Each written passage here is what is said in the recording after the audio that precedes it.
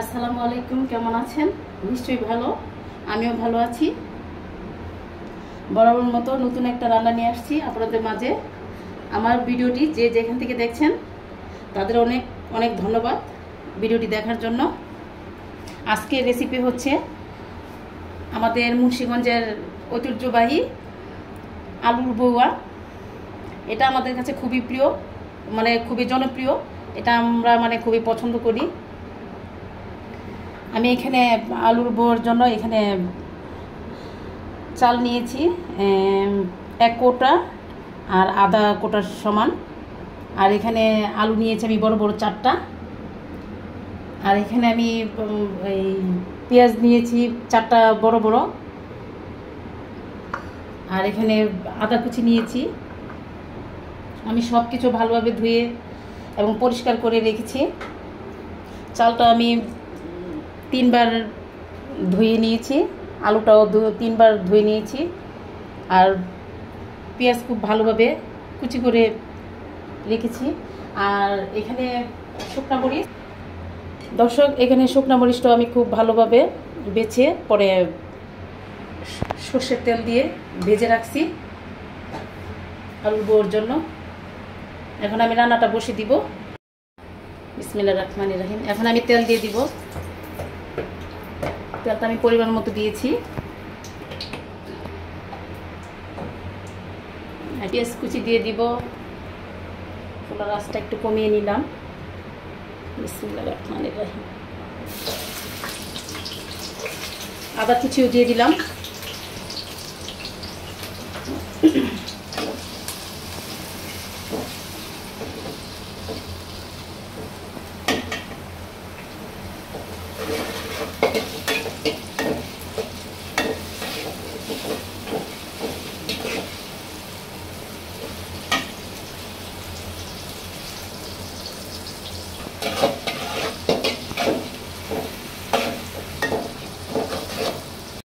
নিয়েছি। এখন আমি চালগুলো দিয়ে দিব। বিসমিল্লাহির রহমানির রহিম।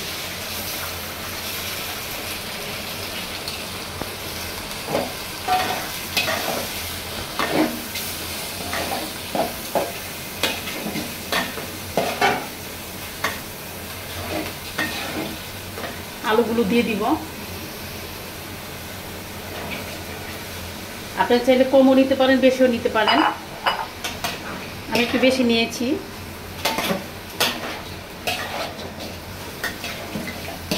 আমি আলু আর চালের পরিমাণটা একটু বেশি নিয়েছি। আপনারা চাইলে একটু কম নিতে পারেন, কোনো সমস্যা নেই। এই আলুর বউয়াটা আমাদের ঘরে আমার বাচ্চারা আমি খুব পছন্দ করি। আমার হাজব্যান্ড একটু কমই পছন্দ করে। উনি আবার নেত্রকোনার।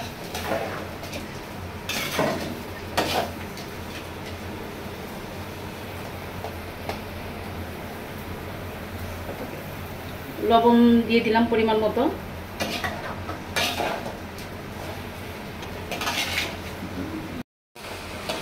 আমি ভালোভাবে এটা কষিয়ে নিব। আপনারা যেমন পোলাও রান্না করেন এটা সেম পোলাওয়ের মতো এটা ভালোভাবে কষিয়ে নিতে হবে।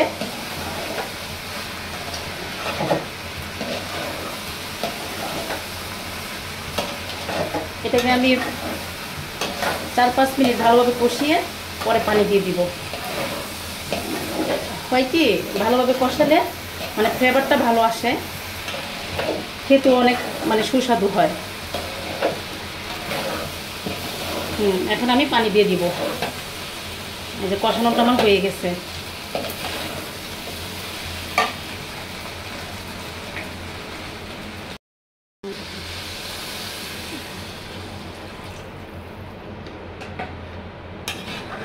আমি পানি দিয়ে দিলাম। পানি আমার আরেকটু লাগবে।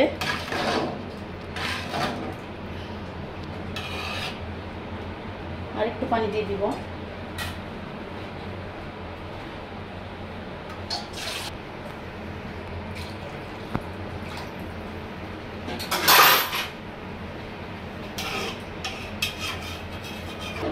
আমি চুলার ভলিউমটাও বাড়িয়ে দিলাম।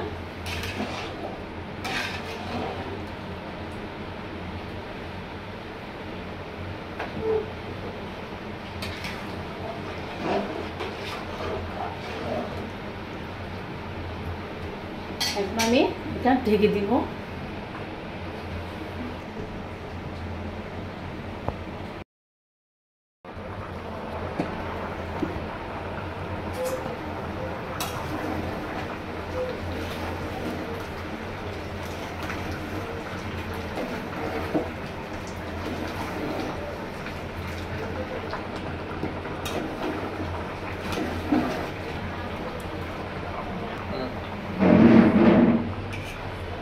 দর্শক,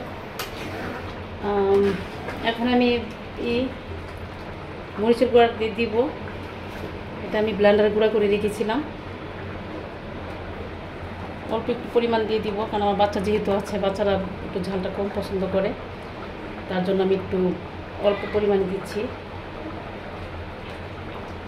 আপনারা চাইলে বেশি দিতে পারেন, যদি ঝাল বেশি খান তাহলে দিবেন, আর যদি ঝাল কম খান তাহলে অল্প একটু দিলে চলবে।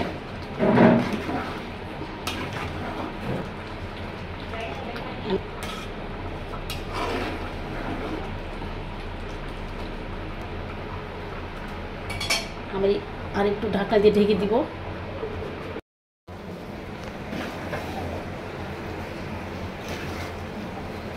হচ্ছে কি, আলুর বড়াটা এমনই একটা জিনিস যে এটা একটু পর পর নাড়াচাড়া দিতে হয়, ঠিক আছে?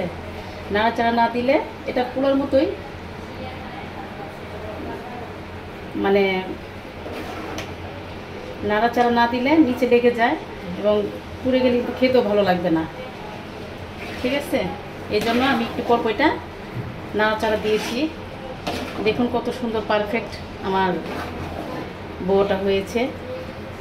আর শুকনো মরিচের যে গুঁড়াটা আমি দিয়েছি, এটা দেওয়াতে আরও বড়াটা আমার কালারটা একটু একটু লাল হয়ে এসেছে। কত সুন্দর। অনেকে আছেন যে বড়া রান্না করতে গেলে একটু শুকনা শুকনা খান, আমার কাছে এটাই ভালো লাগে। এই যে একটু আঠালো আঠালো, একটু সামান্য একটু মানে একটু পানি পানি থাকবে, মানে ঝুলঝুল একটু সামান্য, এটা আমার কাছে অনেক ভালো লাগে। এই বড়াটা শিখেছি আমি আমার মায়ের কাছ থেকে। আমি যতটুক মানে রান্না পারি, মানে যতটুকু শিখছি আর কি, সবটাই আমার মায়ের কাছ থেকে শেখা। আমি এখন এটা নামিয়ে নিব। আপনারা চাইলে যে আমার মতো করে রান্না করতে পারেন, এটা কিন্তু অনেক ভালো লাগে কিন্তু যে এইভাবে রান্না করলে। এখন আমি এটা নামিয়ে নিব।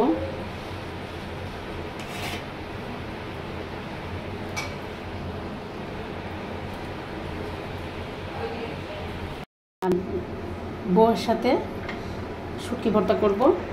আমি এখানে শুটকিগুলো খুব ভালোভাবে ধুয়ে গরম পানি দিয়ে এবং লবণ দিয়ে খুব ভালোভাবে 5-6 বার ধুইছি। এটা আমি এই যে খুব সুন্দরভাবে ধুইছি। এটা কাসকি শুটকি এটা। আর এখানে আমি 2টা বড় বড় পেঁয়াজ নিয়েছি আর 2টা রসুন নিয়েছি, আর এখানে একটু আদা নিয়েছি। আমরা শুটকি ভর্তার মধ্যে আদা খাই।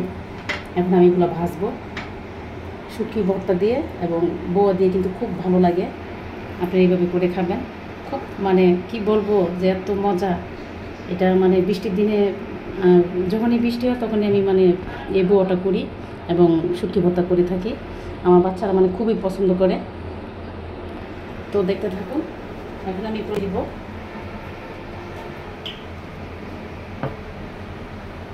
তেলটা পরিমাণ মতো অল্প একটু দিয়েছি, বেশি দেওয়া যাবে না। এই যে পেঁয়াজগুলো ভাজবো,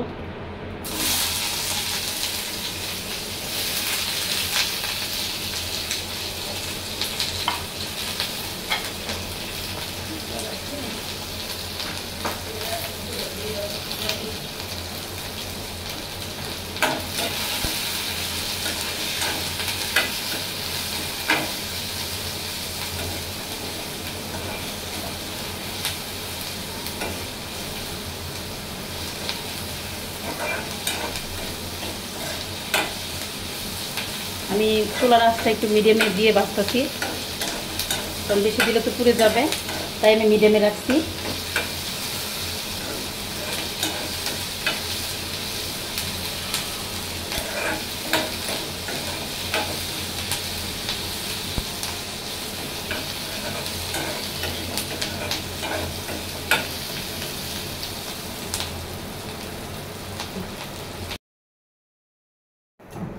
পেঁয়াজ ভাজাটা হয়ে গেছে, এই যে বাদামি কালার করছি। আমি যখনই শুটকি ভর্তা করি তখন এই যে এই কালার, এই যে এইভাবে আমি ভাজি। আপনারা এইভাবে করে ভাজলে খুব ভালো লাগবে শুটকি ভর্তাটা। এখন আমি এটা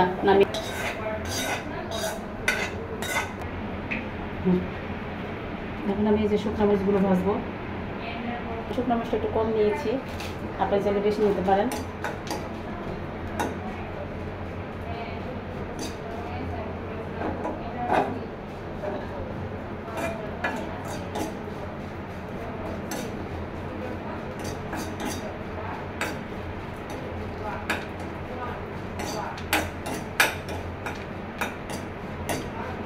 শুকনো মরিচটা ভাজবেন কম আছে, চুলার আঁচটা বাড়িয়ে দিবেন না কখনো। চুলার আঁচটা কমিয়ে পরে শুকনো মরিচটা ভাজবেন, তা না হলে কিন্তু শুকনো মরিচটা পুড়ে যাবে।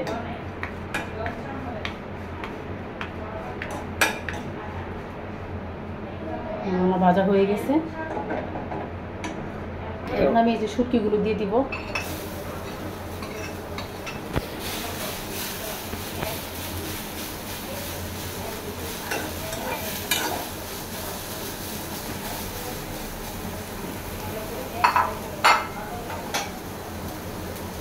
শুটকিগুলোর মধ্যে হালকা একটু তেল দিয়ে দিব।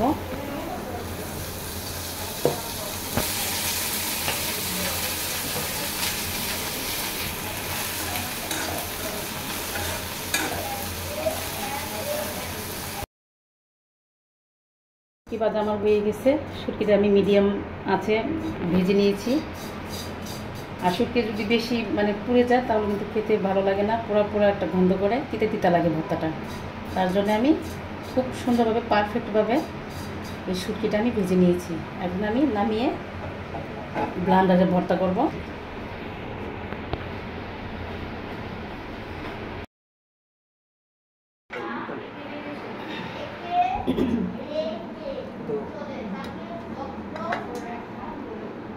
আমি এখানে পরিবেশন করেছি, আর ভর্তাটা আমি ব্লেন্ডারে করেছি। আমি জানি যে পাটাতে ভর্তা করলে খুবই সুস্বাদু লাগে।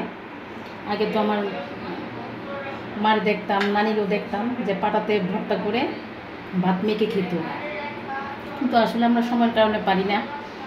আমি এটা ভর্তাটা আসলে ব্লেন্ডার করে নিয়েছি। ভর্তাটা আমার কেমন হয়েছে আমাকে কমেন্ট করে জানাবেন। আর আমার বোয়াটা কেমন হয়েছে, দুটো রেসিপি আজকে করেছি একসাথে। দর্শক, আমার আলুর বোয়াটা আর আমার ভর্তাটা মানে শুটকি ভর্তাটা কেমন হয়েছে আমাকে লাইক এবং কমেন্ট করে জানাবেন। আর আমার চ্যানেলটাকে বেশি বেশি করে সাবস্ক্রাইব করবেন। আমি আশা করি আপনারা ভালো থাকবেন, সুস্থ থাকবেন, আর আমার জন্য দোয়া করবেন আমি যেন এগিয়ে যেতে পারি। খুদা হাফেজ।